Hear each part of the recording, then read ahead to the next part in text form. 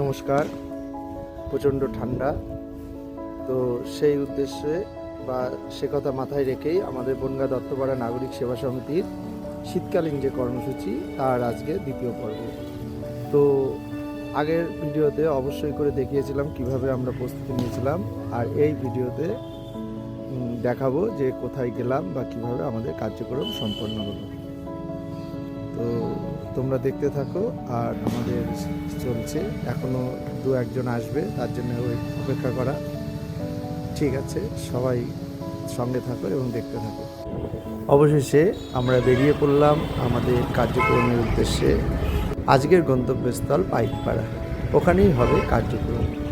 এবার শীতের প্রোগ্রামগুলো ছোট ছোট করে করা হচ্ছে, বিশেষ করে বয়স্ক মানুষদের হাতেই শীতবস্ত্র তুলে দেওয়া হচ্ছে, কারণ প্রয়োজনটা তাদেরই বেশি।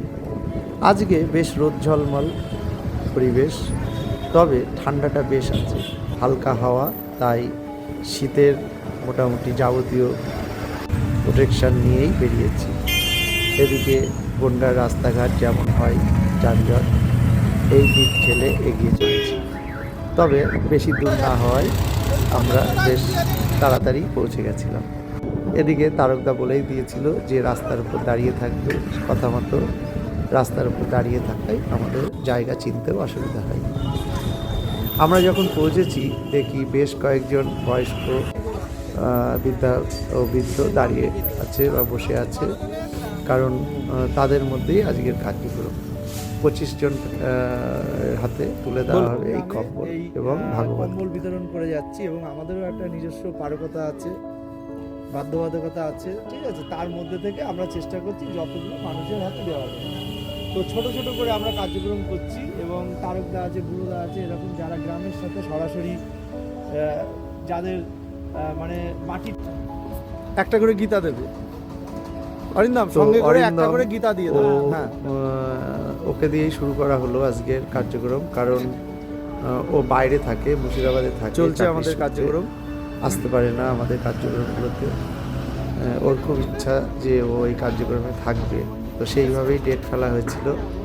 যাই হোক, ও খুব খুশি, এবং ব্যক্তিগতভাবে আমরা বা যাদের একটু দাঁড়াবে একটু শেষে একটা ছবি এবং সমস্ত বয়স্ক বা বয়স্কা তাদের হাতেই এই কার্যক্রম সম্পন্ন হলো।